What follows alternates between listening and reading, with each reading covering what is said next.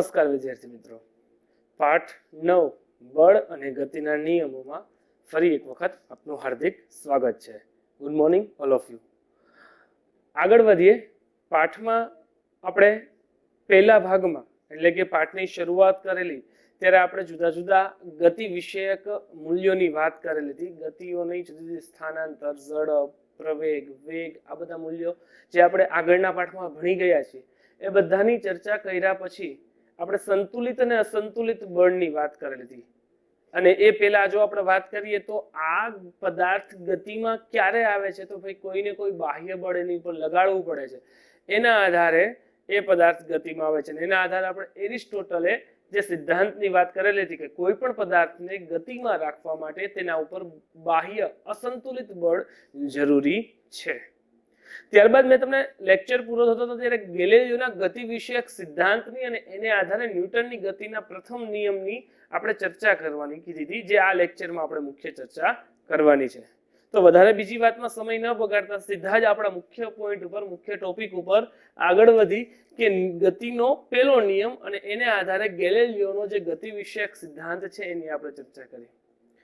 જેમ એરિસ્ટોટલ ગ્રીકનો તત્વચિંતક હતો તેમ ઇટલીમાં ગેલિલિયો પણ તત્વચિંતક, એકદમ મહાન વૈજ્ઞાનિક, ભૌતિક શાસ્ત્રી જેને કહેવામાં આવે છે, જેના આધારે કેટલા પ્રકારની શોધ રહેલી છે, જેને અવકાશ જગતમાં ખૂબ મોટી સંશોધન કરેલી છે. અને હા, એક વિજ્ઞાનના શિક્ષક તરીકે જ્યારે આવા વૈજ્ઞાનિકોની વાત કરતી ત્યારે ચોક્કસતાપણે મને કહેવાનું મન થાય કે આ વૈજ્ઞાનિક કે જેને જેમ આપણે ચંદ્રની કળાઓ જે જોઈ છે, 15 દિવસ પૂનમની જે જુદી જુદી કળા ને 15 દિવસ ચંદ્ર ધીમે ધીમે ઘટતો ઘટતો અમાસ સુધી પહોંચે છે, એવી રીતે ગેલિલિયોએ શુક્રની કળાનો અભ્યાસ કરીને બધાની શુક્રની કળાઓની સમજૂતી, એની રજૂઆત આપેલી હતી. ઇવન એને અવકાશીય વિજ્ઞાનમાં પણ ઘણા બધા સંશોધન કર્યા, સાથે સાથે તેને ગતિને લગતા, ભૌતિક શાસ્ત્રને લગતા પણ ઘણા બધા સંશોધન ગેલિલિયોને આભારી છે.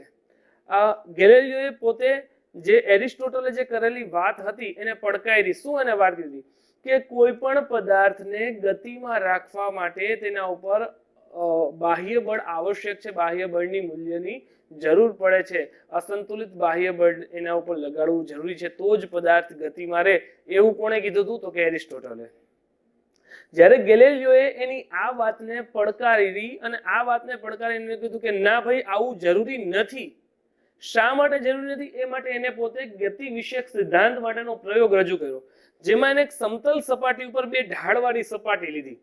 એ બે ઢાળવાળી સપાટી ઉપર એને સૌપ્રથમ દડો મૂક્યો અને એ દડાને છોડ્યો. હવે ઓબ્વિયસલી તમને ખબર છે કે દડાને છોડશો એટલે દડો કઈ તરફ ગતિ કરશે?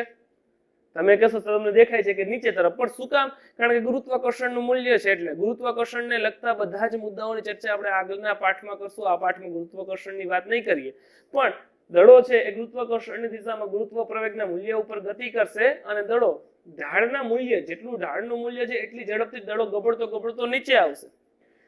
એ જ કક્ષાએ પાછો બીજો ઢાળ એની સાથે જોડાયેલો છે, એ જ કક્ષાએ ગબડતો ગબડતો દડો એ ઢાળ ઉપર ચડશે. પણ ક્યાં સુધી ચડશે તો કે જે ઢાળથી, જે ઢાળના મૂલ્યથી દડાને ગબડાવવામાં આવેલો છે એ મૂલ્ય સુધી આ દડો છે એ ગબડતો ગબડતો પાછા ઢાળના મૂલ્યએ પાછો પહોંચે છે. એને આ વાતને જોઈ પછી એને વિચાર્યું, એને શું કર્યું કે બીજો ઢાળ હતો, આ બીજો ઢાળ જે છે એનું મૂલ્ય એને શું કર્યું? ઘટાડ્યું.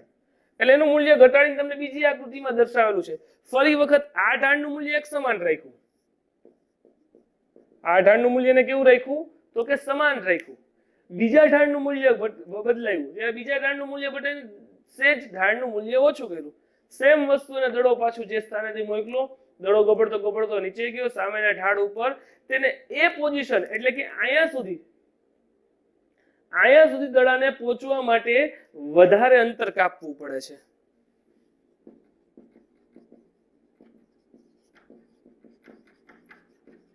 શું વિદ્યાર્થી મિત્રો અહીં કીધું કે એ મૂલ્ય સુધી પહોંચવા માટે દડાને અંતર કેવું કાપવું પડે છે? વધારે કાપવું પડશે. શું વિદ્યાર્થી મિત્રો એવું થશે? એ પોતે મૂલ્ય સુધી પહોંચશે? તો કે હા, એ પોતાના એ મૂલ્ય સુધી પહોંચી જશે.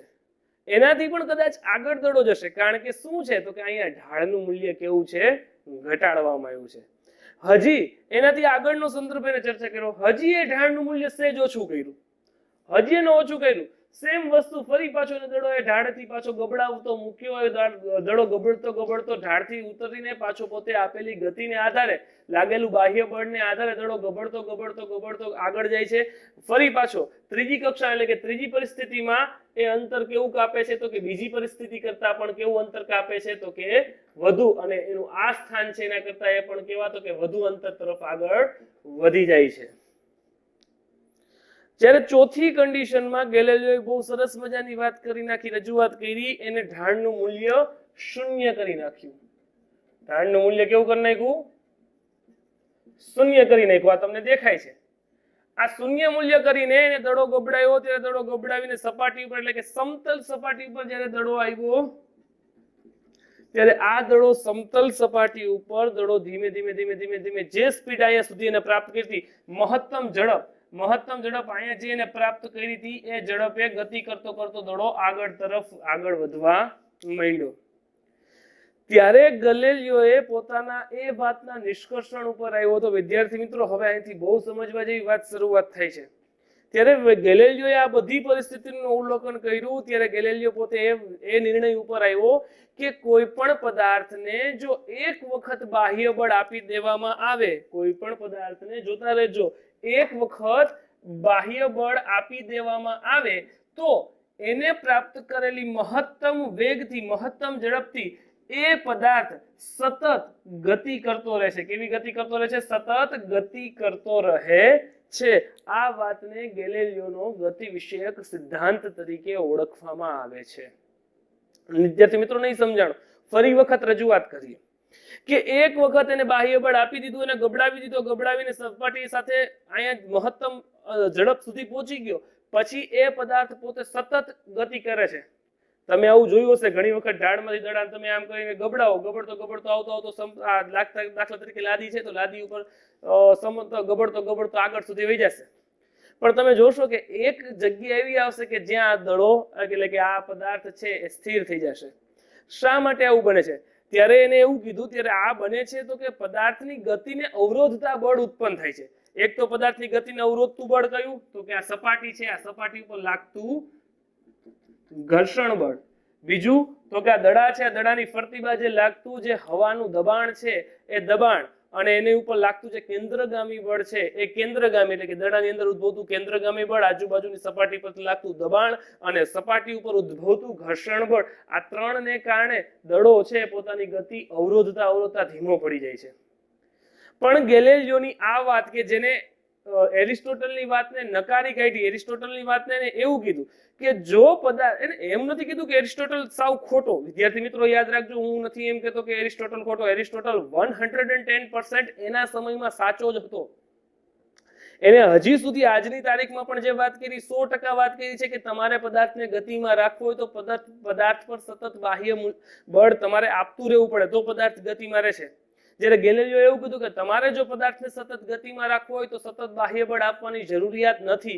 તો તમે એમ કહો સાહેબ આ બેય સાચા બેય ખોટા નહીં. હું એનો એક સરસ મજાનો સિદ્ધાંત સમજાવું, સરસ મજાની એક વાત ઉપરથી તમને ખ્યાલ આવશે કે એરિસ્ટોટલે જે વાત કરી હતી એને ગેલિલિયોએ નકારી કે ના ભાઈ એવું નથી કે સતત બાહ્ય બળ આપશો તો એ પદાર્થ ગતિમાં રહેવું જરૂર નથી, પણ એક વખત બાહ્ય બળ આપી દો તો પદાર્થ ગતિમાં રહે છે, ચાલુ છે. ગેલિલિયોની આ વાત પરથી એક યંત્રશાસ્ત્ર યુગની શરૂઆત થઈ, જેને ક્વોન્ટમ મિકેનિઝમ તરીકે પણ મિકેનિક્સ તરીકે પણ ઓળખવામાં આવે છે અને ક્વોન્ટમ યંત્રશાસ્ત્ર તરીકે પણ ઓળખાય છે. આ ક્વોન્ટમ યંત્રશાસ્ત્ર એવું આવ્યું કે વિશ્વની અંદર એક ધરખમ ક્રાંતિ થઈ અને ધીમે ધીમે જુદા જુદા યંત્રો શોધાતા ગયા. એટલે કે એવું કહેવાય કે યંત્ર યુગના પિતા કોણ તરીકે ઓળખવામાં આવે તો આપણે એમ કહી શકીએ કે ગેલિલિયો છે. ગેલિલિયોને આ ગતિ વિષયક સિદ્ધાંત ઉપરથી એક યંત્રશાસ્ત્રની શરૂઆત થઈ. પણ એનો અર્થ એવો નહોતો કે એરિસ્ટોટલ ખોટો હતો. એરિસ્ટોટલની વાત પણ સાચી હતી. જો તમારે ગતિ એટલે કે જો પદાર્થના વેગમાં તમારે ફેરફાર કરવો હોય તો પદાર્થ પર તમારે સતત બાહ્ય બળ આપવું પડે. સપોઝ સરસ મજાની વસ્તુ સમજાવું, તમે વાહન લઈને જાઓ છો વિદ્યાર્થી મિત્રો, કાંઈ ન વિચારો, વાહન લઈને તમે જાઓ છો, તમે રસ્તા પર શું તમારું વાહન એકની એક ઝડપે ચલાવી શકવાના છો? તો કે એનો જવાબ સતત દરે નામ આવશે કે ના સાહેબ આ વસ્તુ નહીં બને. આવું નહીં બને એની પાછળનું મુખ્ય કારણ છે કે તમારે રસ્તામાં આવતા જે અવરોધો છે, અવરોધોને કારણે તમારે વાહનને ગતિમાં રાખવું પડશે, વળી વાહનને બ્રેક મારવી પડશે. તો આ તમે શું કરો છો? આપણે આગળના લેક્ચરમાં ચર્ચા કરી એમ કે તમે સતત એની ઉપર બાહ્ય અસંતુલિત બાહ્ય બળ આપો છો. આ અસંતુલિત બાહ્ય બળને કારણે પદાર્થ છે પોતે ગતિમાં પણ રહે છે અને પદાર્થ પોતાની ગતિ અવરોધે પણ છે. એટલે એરિસ્ટોટલની વાત ખોટી નથી. એરિસ્ટોટલ પણ પોતાની જગ્યાએ સાવ સાચો છે. શું સાચો છે કે એક વખત પદાર્થને ગતિમાં તમારે પદાર્થ ગતિમાં રહે છે, સતત એને ગતિમાં એટલે કે રાખવા માટે, પણ અહીંયા આપણે સેજ એનું મૂલ્ય ફેરવું કે પદાર્થના વેગમાં વધારો કે ઘટાડો કરવા માટે તેના ઉપર સતત બાહ્ય બળ આપવું જરૂરી છે. જ્યારે ગેલેલિયોએ વાત કરેલી છે તે પણ 100% સાચી છે, સચોટ છે. તમે એક વખત પંખો ચાલુ કરીને 5 ઉપર રાખી દો, પંખાની કોઈ પણ સ્થિતિમાં ફેરફાર ન કરો, વિદ્યુતને તમે ન અટકાવો તો પંખો પોતાની નિયમિત ગતિ ચાલુ રાખે છે. એક વખત તમે બાહ્ય બળ આપી દીધું, પંખો પોતાની ગતિ ચાલુ રાખશે, વિદ્યુત એને મળતું રહેશે. મશીનને એક વખત તમે ચાલુ કરી દો, પાછું મશીન પોતાની સ્પીડે સતત પોતે ચાલુ રહેશે. હા, એ વસ્તુ અલગ છે. એનામાં તમે એમ કહો કે ના સાહેબ એમાં ઇન્જનની જરૂર પડે, પણ ઈંધણ શું છે ભાઈ? એ તો એક બાહ્ય પરિબળ છે કે જેના દ્વારા મશીન ચાલે છે. તમારો મારો શ્વાસ જેમ ચાલે છે, મશીનને ચાલવા માટે એક પ્રકારના ઈંધણની જરૂર પડે છે. તો આ દરેક મુદ્દા કે જે તમને વૈજ્ઞાનિકોની સચોટ રજૂઆત કરાવે છે, સચોટ માહિતી આપે છે, એ તમને હવે ખ્યાલ આવશે. વિદ્યાર્થી મિત્રો, એટલું તો વિચારો કે આ વૈજ્ઞાનિકો કેટલા સમયમાં, ગેલેલિયોએ 1642માં, જ્યારે એરિસ્ટોટલ તો જ્યારે એનાથી પણ આગળ 15મી સદી 14મી સદી, આ ત્યારનો 14 થી 15મી સદીમાં ગેલેલિયો હતો. એ સમયે એને રજૂઆત કરી દીધેલી હતી આ બધી. સોરી, એરિસ્ટોટલ હતો ત્યારે ગેલેલિયો 1642ની સદીમાં. તો વિદ્યાર્થી મિત્રો, આપણે વિચારો કે આ વૈજ્ઞાનિકો પોતે કેવી સંદર્ભ રજૂઆત કરતા ગયા અને ગેલેલિયોની આ વાતના આ સિદ્ધાંત ઉપરથી સર આઇઝેક ન્યૂટન, તમે આની વાત તો તમે બધાએ સાંભળી છે કે ન્યૂટને બળની ગતિના નિયમો કેવી રીતે આપ્યા. તો એને તમે જોયું હતું શું થયું હતું? તો કે ઝાડ નીચે બેઠા હતા અને સફરજન નીચે પડ્યું. આ ન્યૂટને કીધું કે આ નીચે જ કેમ પડ્યું, ઉપર કેમ ન ગયું? એના આધારે પોતે પોતાની વાતને રજૂઆત કરી અને પોતે નિયમો આપેલા. આ નિયમો જે છે એ ન્યૂટનની ગતિના પહેલા, બીજા અને ત્રીજા 3 નિયમ તરીકે ઓળખાય છે. આ ત્રણેય નિયમમાં આપણે જો વાત કરીએ તો એ ન્યૂટનની ગતિનો જે પહેલો નિયમ છે, એ પહેલો નિયમ આપણે ભણવાનો છે, જે ગેલેલિયોના ગતિ વિષયક સિદ્ધાંત ઉપર થયો. અને ન્યૂટને પોતાની ગતિનો પહેલો નિયમ કેવો આપ્યો વિચારજો કે પદાર્થ પર જ્યાં સુધી બાહ્ય બળ લગાડવામાં ન આવે ત્યાં સુધી ગતિમાં રહેલો પદાર્થ સતત ગતિમાં રહેવાનો પ્રયત્ન કરે છે, જ્યારે સ્થિર અવસ્થામાં રહેલો પદાર્થ પોતે સ્થિર રહેવાનો પ્રયત્ન કરે છે. ફરી વખત ન્યૂટનની ગતિનો નિયમ મોસ્ટ ઇમ્પોર્ટન્ટ છે કે જ્યાં સુધી પદાર્થ પર બાહ્ય અસંતુલિત બળ લગાડવામાં ન આવે ત્યાં સુધી ગતિમાં રહેલો પદાર્થ ગતિમાં રહે છે, જ્યારે સ્થિર રહેલો પદાર્થ સ્થિર રહે છે. અહીંયા હું ઊભો છું, મારી સામે કેમેરો અથવા તો મારી સામે પંખો છે, પંખો અહીંયા સ્થિર છે. તો જ્યાં સુધી એની ઉપર બાહ્ય બળ એટલે કે ચાપ ચાલુ નહીં કરું, બાહ્ય બળ નહીં લગાડું, ત્યાં સુધી જો ગતિમાં પંખો હશે તો ગતિમાં રહેવાનો પ્રયત્ન કરશે, અને જો સ્થિર છે, અહીંયા અત્યારે સ્થિર પંખો છે, તો એ પંખો પોતે કેવો રહેશે? સ્થિર રહેશે. બરોબર છે? એટલે કે કોઈ પણ પદાર્થ કે જેની ઉપર જ્યાં સુધી તમે બળ ન લગાડો તો તે પોતાની મૂળભૂત એટલે કે પ્રાકૃતિક અવસ્થા, જે આપણે આગળના લેક્ચરમાં ભણ્યા, એ પ્રાકૃતિક અવસ્થા જાળવી રાખે છે. આ જ નિયમ એટલે કે આ જ વાત, આ જ મૂલ્યને એટલે કે જે આ મૂલ્ય જે છે સ્થિર હોય તો સ્થિર ને ગતિમાં હોય તો ગતિ, આ મૂલ્યને શું કહેવામાં આવે છે? જડત્વ તરીકે ઓળખવામાં આવે છે. સરસ મજાને આપણે જુદા જુદા 3-4 ઉદાહરણોથી સમજીએ એટલે તમને વધુ ખ્યાલ આવશે. તમે માનો કે તમે કોઈ બસમાં બેઠા છો, બરોબર છે? આ બસમાં બેઠા છો, તમે અનુભવ કરતા હશો કે તમે બસમાં બેસેલા છો, તમે સીટથી બહાર બારી અવલોકન કરો એટલે તમને બધા જ પદાર્થ કેવા દેખાશે? ગતિમાં દેખાશે. કારણ કે કેમ? તો કે બસ રસ્તા પર ચાલી જાય છે, એટલે બસ પણ કેવી છે? ગતિમાં છે. એટલે એની સાથે બસની સાથે તમે પણ કેવા છો? ગતિમાં છે. જ્યારે તમે બેઠેલી જે સીટ છે ને એ બસની સાપેક્ષે કેવી છે? સ્થિર છે. સમજો છો તમે? હવે જ્યારે માનો કે બસ અચાનક રસ્તામાં બ્રેક મારે છે, કોઈ પણ રસ્તામાં વચ્ચે આવી ગયું ને અચાનક બ્રેક મારશે, એટલે તમને શું લાગશે? તમને ઝટકો લાગશે, તમને ઈજા થશે, તમારું શરીર આગળ આવી જશે. કેમ? તો કે જ્યારે બસ બ્રેક મારે છે ત્યારે તે પોતાના ગતિના મૂલ્યમાં ફેરફાર કરે છે. એરિસ્ટોટલની વાત, એના ગતિના મૂલ્યમાં જે ફેરફાર કરે છે, બાહ્ય બળ આપે છે, એટલે પોતે ગતિ અવરોધે છે. ત્યારે થાય છે શું? ત્યારે તમારું જે શરીર છે ગતિમાં રહેવાનો પ્રયત્ન કરે છે, બસ પોતે સ્થિર થવાનો પ્રયત્ન કરે છે.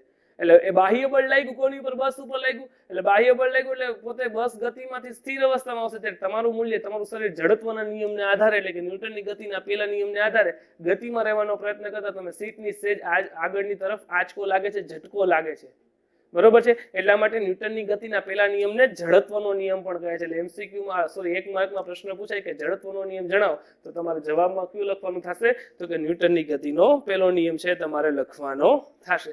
ચલો હજી એક ઉદાહરણ ભણીએ. હજી એક બીજી વાત કરી જેથી તમને કરીને એક્ઝેક્ટલી ખ્યાલ આવે કે ભાઈ આવું કેમ થાય છે.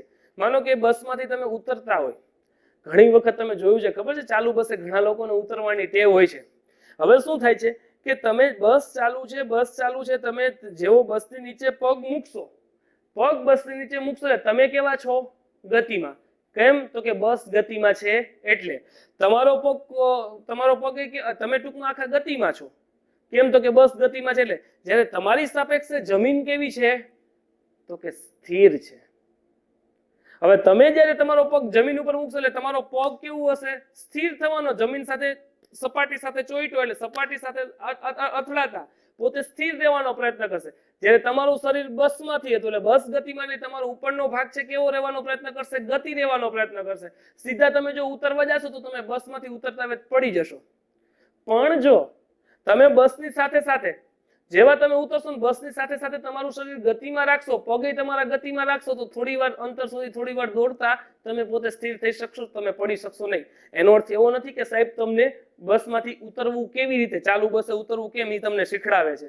વિદ્યાર્થી મિત્રો, હું કોઈને આ વસ્તુ નથી શીખડાવતો, પણ એક તમને રજૂઆત કરું છું જેના આધારે તમે આ મૂલ્યને સમજી શકશો કે જ્યારે તમે ચાલુ બસે ઉતરો છો તો ત્યારે એ બસમાંથી તમે નીચે પગ મૂકો છો ત્યારે તમારું શરીર ગતિમાં છે, જ્યારે તમારા પગ સ્થિર રહેવાનો પ્રયત્ન કરશે. જો તમે સ્થિર રહેવાનો પ્રયત્ન કરશો ત્યારે તમારું શરીર ગતિમાં હશે, પરિણામે તમે પડી જશો. પણ જો તમે તમારા પગને પણ થોડી ગતિ આપશો તો તમે પડશો નહીં. ન્યૂટનની ગતિનો પહેલો નિયમ સૂચવે છે બાહ્ય બળ મૂલ્ય નથી આપવામાં આવ્યું ત્યાં સુધી ગતિમાં રહેલો પદાર્થ ગતિમાં અને સ્થિર રહેલો પદાર્થ સ્થિર રહેવાનો પ્રયત્ન કરે છે. હજી વિદ્યાર્થી ત્રીજું ઉદાહરણ આપ્યું. માનો કે તમે બસમાં ઊભા છો. જો વિદ્યાર્થી મિત્રો, એક વસ્તુ, એક નિયમ, એના ઉપર કેટલા રજૂઆત, કેટલા ઉદાહરણો છે. આવા ઉદાહરણો તમે તમારી જાતે ઘણા બધા રોજ અનુભવ કરો છો, પણ એ તમે કે હું એવા ધ્યાનમાં નથી લેતા. બાકી આ વિજ્ઞાન એટલું જ સરળ બની જશે. જે વિજ્ઞાન ઘણા વિદ્યાર્થીઓ માટે એટલો અઘરો વિષય, ટિપિકલ વિષય, બહુ લેન્ધી વિષય, બહુ અઘરો વિષય, બહુ સમજાય નહીં એવો વિષય છે, એનું મુખ્ય કારણ આ છે કે પોતે પોતાનું જીવન રોજિંદા ઉદાહરણો સાથે કનેક્ટ નથી કરતા. વિદ્યાર્થી મિત્રો, હું તમને એક બહુ સારી એવી સલાહ આપીશ કે જો તમે દરેક વિજ્ઞાનના અભિગમને તમે દૈનિક ક્રિયા સાથે, રોજિંદા જીવન સાથે એને એટેચમેન્ટ કરશો, એવાથી ઉદાહરણ ગોતશો, જાઓ 110% લખીને કહું તમને આ જ વિજ્ઞાન વિશે ખૂબ સરળ લાગશે. પરંતુ તમે જો આને હંમેશા ગોખવાનો પ્રયત્ન કરશો, સમજવાનો પ્રયત્ન કરશો, ગોખવાનો પ્રયત્ન કરશો, સમજવાનો પ્રયત્ન નહીં કરો તો તમને ક્યારેય આ વિજ્ઞાનના મુદ્દાઓ સમજાશે નહીં. તમને હંમેશા વિજ્ઞાન અઘરું જ લાગશે. ચોપડીની વચ્ચે રહેલા દરેક મુદ્દા મારા માટે યાદ રાખવા અઘરા છે. આજ મને આ મુદ્દા સમજાય છે, મને આ મુદ્દા આવડે છે, હું તમને સમજાવી શકું છું. એનું મુખ્ય કારણ છે કે હું ગોખતો નથી. હું દરેક ઉદાહરણને રોજિંદા જીવન સાથે કનેક્ટ કરું છું, દરેક નિયમોને. એટલા માટે તો વિદ્યાર્થી મિત્રો, આપણે વાત કરતા હતા કે બસમાં તમે ઊભા છો, બસ સ્થિર છે એટલે તમારું શરીર પણ કેવું છે? સ્થિર છે. હવે જ્યારે બસ ગતિમાં આવશે ત્યારે બસની નીચેની સપાટી પણ કેવી આવશે? ગતિમાં આવશે. પરિણામે તમારા નીચેના પગની સ્થાન પણ કેવું આવશે? ગતિમાં. જ્યારે તમારો ઉપરનો ભાગ સ્થિર રહેવાનો પ્રયત્ન કરશે, પકડીને ઊભા હશો એટલે એ જડત્વના નિયમને આધારે તમારો શરીર ગતિમાં, પરિણામે તમને શું લાગશે? પાછળની તરફ તમને આવો ઝટકો લાગે છે. એવું જ ઉદાહરણ બીજું કે તમે બસમાં બેઠા છો, અચાનક કે કોઈ વાહનમાં બેઠા છો, મોટો વળાંક આવે અને મોટો વળાંક વળે ત્યારે આપણું શરીર વળાંકની દિશામાં શું થાય છે? નમે છે. કેમ? તો કે જ્યારે વળાંક વળે છે ત્યારે એ દિશામાં આપણે બાહ્ય બળ લાગે છે. બાહ્ય બળ લાગે છે, પરિણામે આપણે એની સાથે સાથે એ દિશામાં નમતા જઈએ છીએ. કેટલા બધા ઉદાહરણ છે. એક બસ અને એની અંદર બેઠેલા તમે ને હું, આની અંદરથી કેટલા ઉદાહરણ નીકળે છે. અરે ઇવન તમે અત્યારના હાલના સમયમાં લોકડાઉનની પરિસ્થિતિ ચાલે છે, આ સ્થિતિમાં બધા ઘરે બહુ જોયું. હમણાંની જ વાત કરું, હમણાંનું જ એક બહુ સરસ મજાનું કેરમ રમતા મેં બધાને જોયા. કેરમ મને આવડે બહુ ઓછું, તોય પણ હું જોતો હતો એટલે ખ્યાલ આવ્યું કે ઓલી ઉપર કુકરી ગોતીને ઓળો થપ્પો કરે. અને એમાંથી જોરથી સ્ટ્રાઇક મારે ને એટલે છેલ્લી કુકરી હોય ને એ જ સીધી ખાનામાં જાય. ઉપરનો થપ્પો આખો એમ નામ રહે, એ વિખાય નહીં. કેમ? મને દેખાણું જડત્વ, તમને એમાં મજા દેખાણી, તમને એમાં એન્ટરટેનમેન્ટ દેખાણો. હા, મને એન્ટરટેનમેન્ટ ને મજા દેખાણી, પણ મને એની અંદર જડત્વ દેખાણું. કેવી રીતે? સમજજો. તો કે જ્યારે આ કુકરીનો થપ્પો એક ઉપર એક મૂલ્ય મૂકવામાં આવે છે ત્યારે દ્રવ્યમાન એટલે કે એનું જે એની ઘનતા છે, સોરી, એનું દ્રવ્યમાન એટલે કે એનું દળ છે, દળનું મૂલ્ય વધી ગયું. દળનું મૂલ્ય વધ્યું, પરિણામે એ વધુ સ્ટેબલ થશે. હવે નીચેથી જોરથી સ્ટ્રાઇક મારવામાં આવશે, એટલે જે છેલ્લી કુકરી હશે ને એને જ હલાવશે. કેમ? તો કે ઉપરનું આખું દ્રવ્યમાન એટલે કે ઉપરનું જે દળ છે, પદાર્થનું દળ વધારે છે. પરિણામે એ એક જ કુકરી ખસશે અને ખાનામાં જશે, બાકીની બધી કુકરીઓ પોતાના સ્થાન ઉપર એવી જ રહેશે. આ વિદ્યાર્થી મિત્રો, તમે કેરમ રમતા હોય ત્યારે ઘરે જઈને આ પ્રયોગ કરજો, અથવા તો તમે તો આ બધા પ્રયોગ જોયો છે. મેં તો હમણાં જોઈ, મને ખ્યાલ આવ્યો, હજી એક તમને પ્રયોગ ઘરે કરવા જેવો કહું કે જેમાં તમને જડત્વનું મૂલ્ય ખબર પડશે. તો કે એમાં તમારે પ્રયોગમાં તમને એવું કરવાનું છે કે ગ્લાસ લેવાનો છે, પૂઠું લેવાનું છે અને એક રૂપિયાનો સિક્કો લેવાનો છે. 5 રૂપિયાનો લેવાનો છૂટ ને રૂપિયાનો લેવાની છૂટ, બેયમાં અલગ અલગ થશે.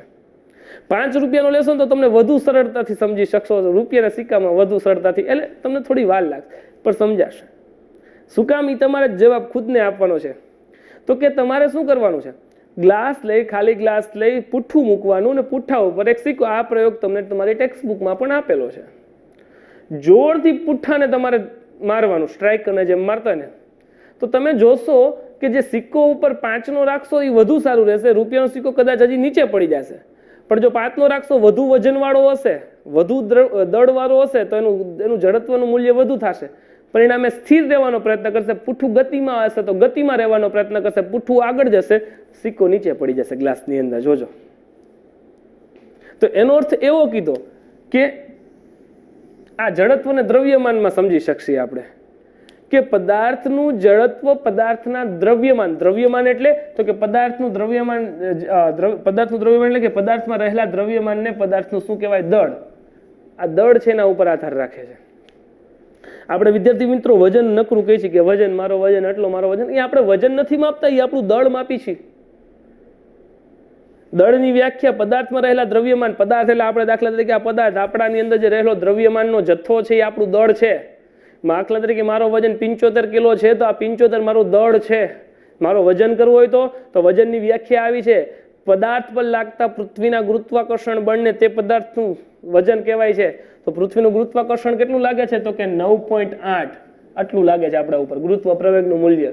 આને ગુણ્યા હું 75 કરું ને એટલે આ મારું દ્રવ્ય, આ દળ, સોરી, અને જેને આપણે વજન કહીએ છીએ, આ બેનો જ્યારે ગુણાકાર અહીંયા જવાબ આવે ને, એ જવાબ મારો શું થશે? ખરેખરનો વજન થશે. પણ આપણે આને જ વજન બનાવી દીધો છે આપણા આજના સમયમાં.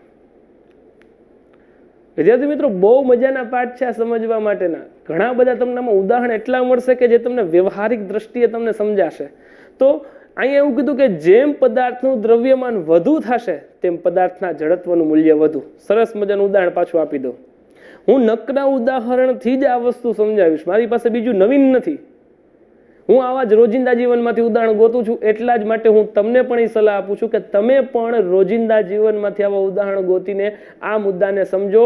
આ મુદ્દો ક્યારેય તમારે ગોખીને પાકો નહીં કરવો પડે, નહીં કરવો પડે, નહીં જ કરવો પડે. તો દાખલા તરીકે એક બોક્સ છે, હમણાં 2 બોક્સના આગલા લેક્ચરમાં ઉદાહરણ ભાઈ જ આપી. એકમાં ફૂલ વસ્તુ ભરેલી છે અને એક ખાલી બોક્સ છે. વિદ્યાર્થીને કહું છું કે આ 2 બોક્સ ખસેડ લે, તો જે ખાલી બોક્સ હશે એને ખસેડવું સરળતાથી થશે. જ્યારે વસ્તુ ભરેલા બોક્સ ને પુસ્તક ભરેલું બોક્સ હશે એને ખસેડવું હશે તો કદાચ વધારે બળની જરૂર પડશે અથવા તો નહીં ખસે એનાથી. કેમ? તો કે સાહેબ એમાં દ્રવ્યમાન એટલે કે એનું દળ વધુ છે, એની અંદર પુસ્તક ભરેલા છે, એટલે એનું જડત્વનું મૂલ્ય કેવું છે? વધુ છે. આપણે કહીએ છીએ ને દેશી ભાષામાં, આપણે તું તો જળ જેવો છે. જળ જેવો કોને કહીએ આપણે? કે જેનામાં કાંઈ પણ પ્રકારનો ફેર ન પડતો, એને મારી તોય, એને ખીજાય તોય, એને ટોકી તોય, એ જ વસ્તુ. દાખલા તરીકે આને રજૂઆત કરી છે. એવું જ બીજું ઉદાહરણ, દાખલા તરીકે હવા ભરેલો દડો હોય, ફૂટબોલનો દડો, અને એ જ કદનો, એ જ સાઈઝનો બાજુમાં પથ્થર રાખો અથવા તો લોખંડનો દડો કરી નાખો અને બેન કિક મારવાનું કયો. ઓલાને કિક મારશો દડો આગળ વહી જાય ને આને કિક મારશો તો કદાચ પગે ભાંગી જશે. સમજાય છે? તો કે જે પદાર્થનું જડત્વ વધુ છે એટલે કે દળ વધુ છે, જે પદાર્થનું દળ એટલે કે દ્રવ્યમાન વધુ છે તેનું જડત્વ વધુ છે, જેનું દળ ઓછું છે તેનું જડત્વનું મૂલ્ય પણ કેવું છે? ઓછું છે. તો વિદ્યાર્થી મિત્રો, આજે આપણે ન્યૂટનની ગતિનો પહેલો નિયમ માટેનો અભ્યાસ કર્યો. કેવી રીતે પહેલો નિયમ તારવવામાં આવ્યો તેનો મુખ્ય વૈજ્ઞાનિક એટલે કે જે ગેલેલિયો હતા એના ગતિ વિષયકના સિદ્ધાંત ઉપરથી સર આઇઝેક ન્યૂટને પોતે ન્યૂટનની ગતિનો જે પહેલો નિયમ આપ્યો કે પદાર્થ પર જ્યાં સુધી બાહ્ય અસંતુલિત બળ લગાડવામાં ન આવે તો સ્થિર રહેલો પદાર્થ સ્થિર અને ગતિમાં રહેલો પદાર્થ ગતિમાં રહેવાનો પ્રયત્ન કરે છે, અને આ જ મૂલ્યને પદાર્થનું જડત્વ કહેવાય છે, જેના આધારે ન્યૂટનના ગતિના પહેલા નિયમને જડત્વના મૂલ્ય તરીકે અથવા તો જડત્વનું સૂત્ર તરીકે ઓળખવામાં આવે છે. એના આધારે આપણે જડત્વ અને દ્રવ્યમાન વિશેની વાત કરી. ગેલેલિયોએ જે શોધેલો જે આ ગતિ વિષયક સિદ્ધાંત હતો ત્યારે ગેલેલિયોએ એવું કીધું, ગેલેલિયોએ એરિસ્ટોટલની વાતને નકારી કાઢી અને એવું કીધું કે કોઈ પણ પદાર્થને સતત ગતિમાં રાખવા માટે સતત બાહ્ય બળ મૂલ્ય જરૂર નથી. પદાર્થને જો ગતિમાં રાખવો હોય તો એક વખત બાહ્ય બળ આપી દો તો પણ પદાર્થ પોતે નિયમિત ગતિમાં પોતે ગતિ ચાલુ રાખે છે. જ્યારે એરિસ્ટોટલ ખોટો નહોતો. એરિસ્ટોટલની વાત પણ સાચી હતી કે જે પદાર્થને ગતિમાં રહેવા માટે એના ગતિના મૂલ્યમાં ફેરફાર કરવા માટે બાહ્ય બળની આવશ્યકતા હોય છે.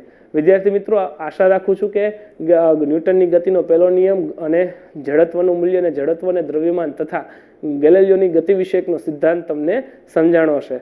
આગલા લેક્ચરમાં એટલે કે હવે પછીના લેક્ચરમાં આપણે ન્યૂટનના ગતિના બીજા નિયમની ચર્ચા કરીશું. ત્યાં સુધી અસ્તુ.